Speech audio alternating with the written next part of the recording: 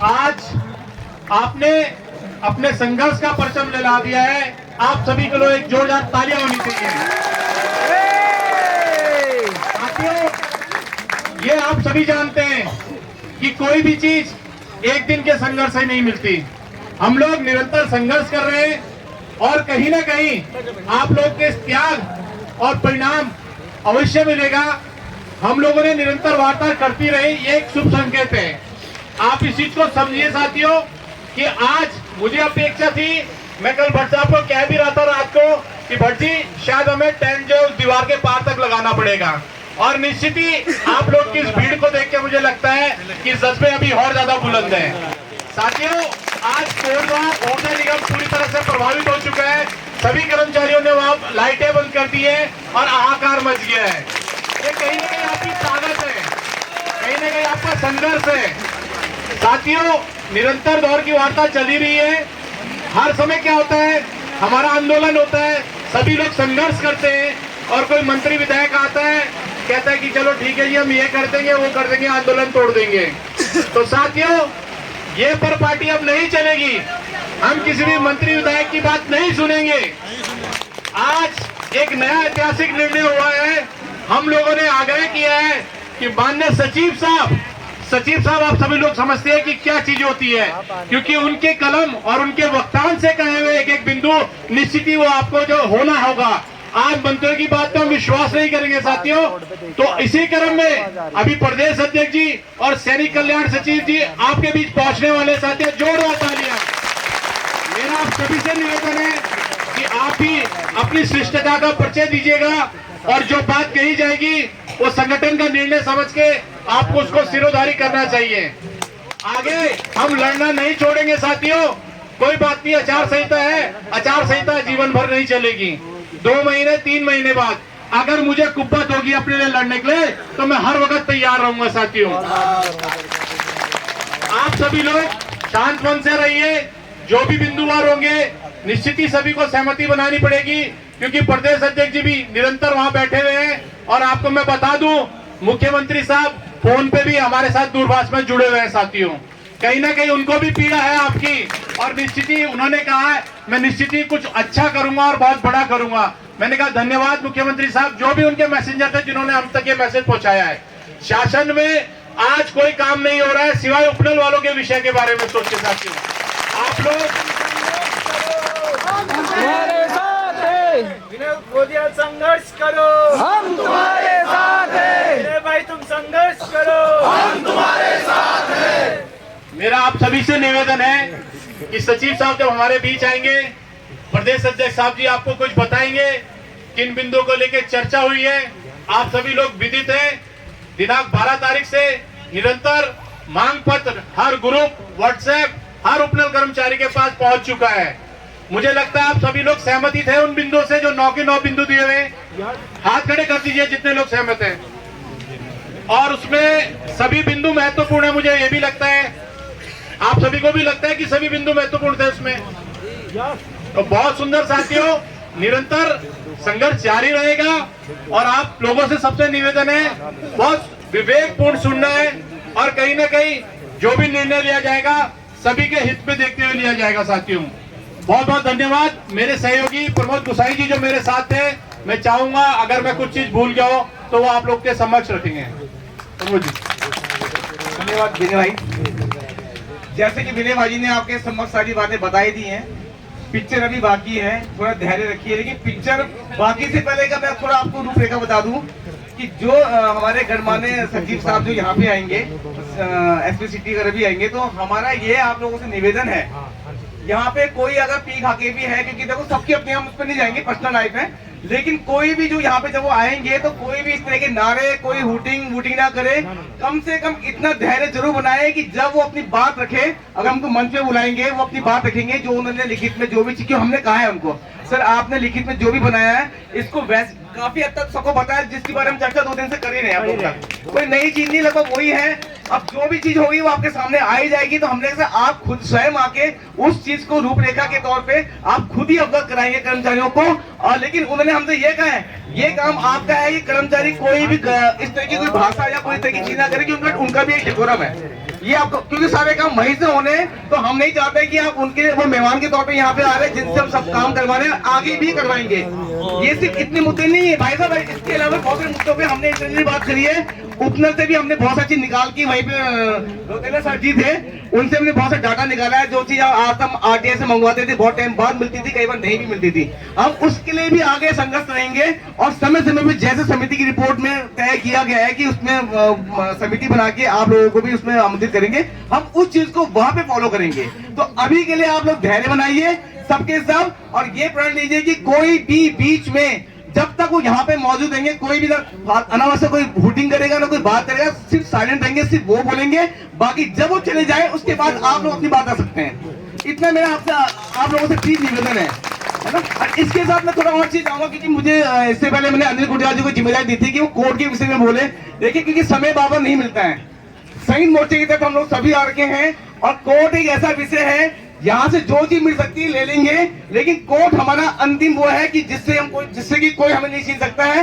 Court किसी एक अकेला संविदा संघ का नहीं है, कोर्ट अकेला किसी महासंघ का नहीं है, कोर्ट किसी भी संगठन का नहीं है। जहाँ पे कुंदन सिंह का नाम है वहाँ पे सारे संगठन, चाहे उपनल हो, उपनल विद्युत हो, संविदा संघ हो, महासंघ हो, तमाम जितने भी घटक संगठन है इस प्रदेश के, वो सब इसके अंदर आते हैं। और वर्तमान में जो बेंच थी उन्होंने बार बार ये कहा है कि जो भी निर्णय इसमें आएगा वो अंतिम होगा, वो उन पे भी लागू होगा जो निकल गए हैं। तो हमें इतना धैर्य बनाना पड़ेगा मेरे उनसे, क्योंकि यहाँ पे मुझे पता है कई हमारे साथी लोग जो बेचारे बाहर हो चुके हैं और जो बाहर होने के कगार में है, भगवान ना करे, तो उन लोगों को थोड़ा आशावादी होना चाहिए। अभी मैं आपको एक जिक्र करूंगा कि जब तक सर आते हैं, एक माहौल बनाने वाली बात है। राजस्थान 8 दिसंबर 2023 को एक फैसला आया है उनके लिए, उसमें 10 लाख का फाइन पड़ा है सरकार, उसको क्या बोलते हैं, गोपाल जी की पिटीशन में एक फैसला आया है कि लेबर के कुछ हमारे डिपार्टमेंट, जैसे हम लोग अभी आप लोगों के सामने कुंदन सिंह केस फॉलो कर रहे हैं, ऐसे ही राजस्थान में भी थे 2002 के आसपास, शायद जाते मेरे संज्ञान में है। वो लोग गए थे हाई कोर्ट में, वो वहां से जीत गए, लेकिन उसके बाद भी उनका प्रकरण चलता नहीं हुआ उनका। लेकिन अब जाके उन लोगों पे स्टेट गवर्नमेंट, जो राज्य सरकार थी, जैसे हमारी राज्य सरकार उत्तराखंड गवर्नमेंट है, ऐसी उनकी सरकार पे, एक मिनट थोड़ा सा आगे आ जाना, थोड़ा सा ना, ताकि पीछे के भाई लोग भीगे ना, ठीक है। तो उन लोगों के लिए फैसला आया है कि भाई इनके लिए करो, और उनको 10 लाख का अर्थदंड भी दिया गया है इनके ऊपर। ये क्यों नहीं किया आप लोगों ने, है ना। ये एक भरोसा है कि आप लोग बनाए रखिए। और थोड़ा आ जाओ, आप लोग थोड़ा आगे आ जाओ, और आ जाओ भाई। किस गड्ढे से पकड़े तो गड्ढे से ऊपर जा रहे हैं आप लोग। हाँ, पीछे भी बेचारे दिखेंगे। बोलो बोलो, आप बोलो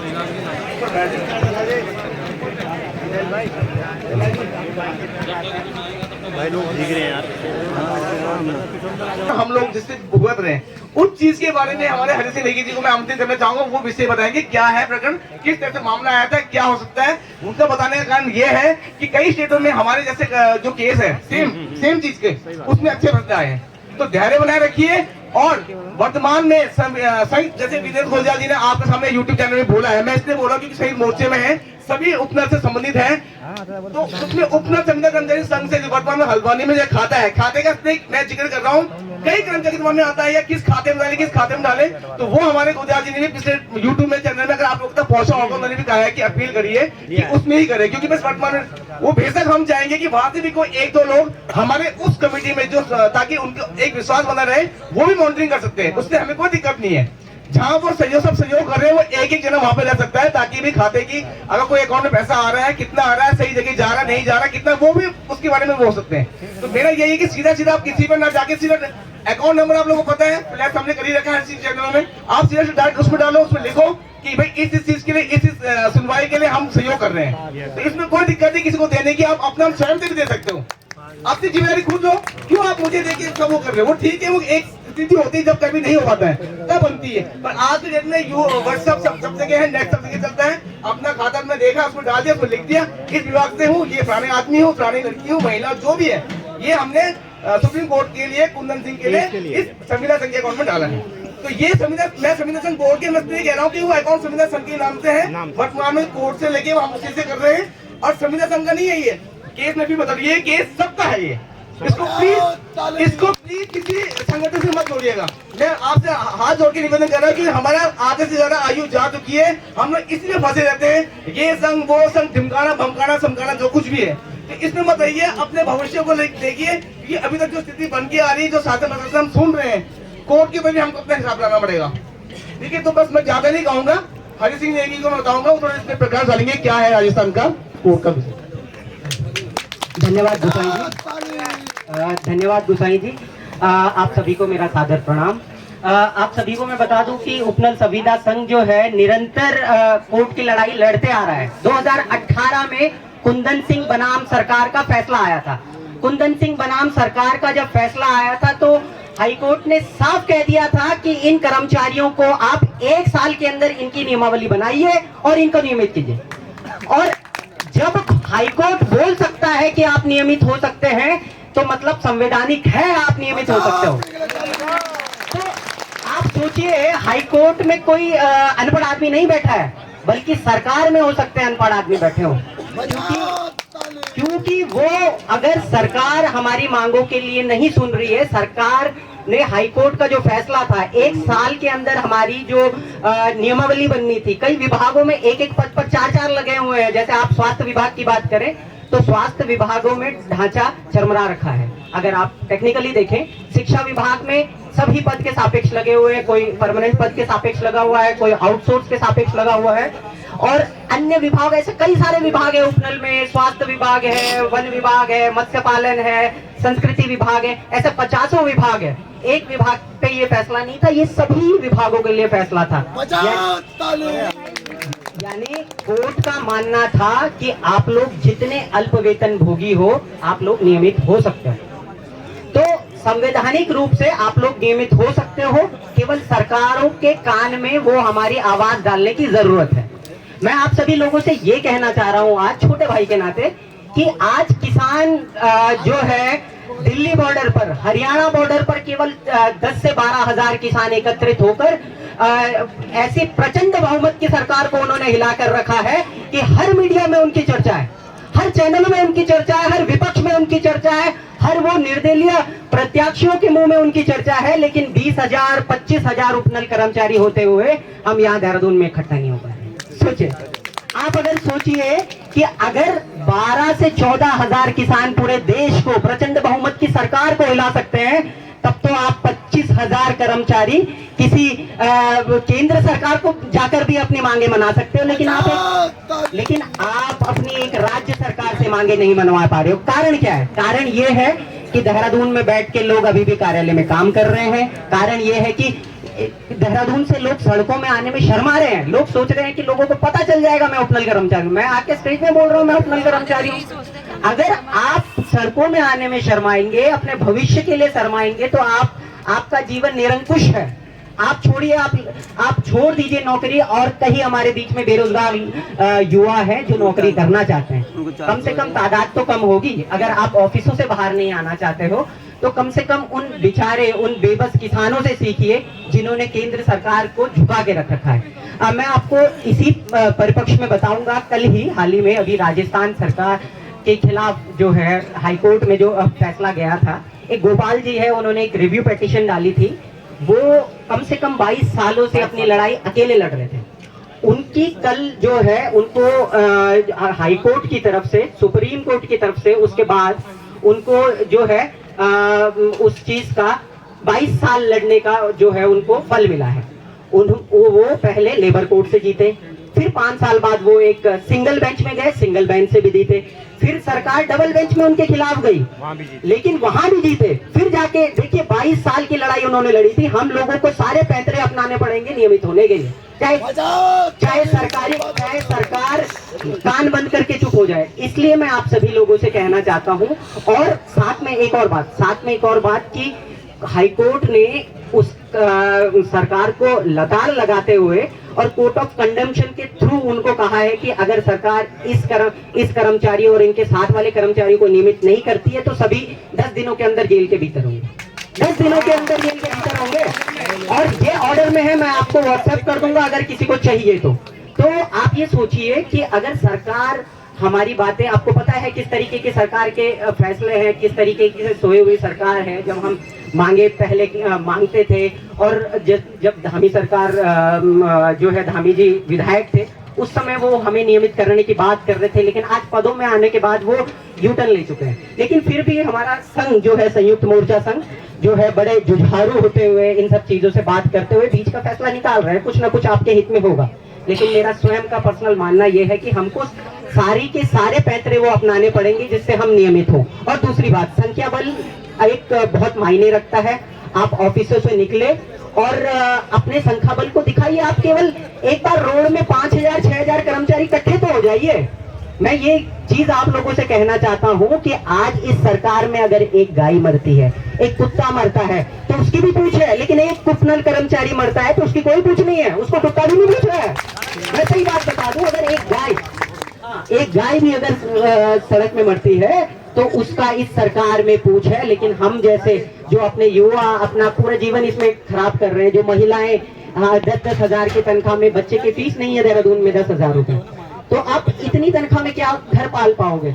तो यही मेरा निवेदन है कि संविदा संघ उपमंडल संविदा संघ जो है हाईकोर्ट की लड़ाई निरंतर लड़ते आ रहा है, और हमने जो है उसमें अपना एक खाता फ्लैश किया है। आपको उस संबंधी कोई भी डिटेल होगी तो हम आपको बैलेंस शीट के साथ 6 महीने में हर वो डिटेल देंगे जो आपको चाहिए। आपके पैसों का बिल्कुल दुरुपयोग नहीं होगा, जिसकी जो इच्छा। मैं चाहता हूं कि जो पढ़े लिखे लोग इस मामले में आगे आए, वो चीज को समझे, ताकि हम लोग भविष्य में नियमित हो सके, है ना।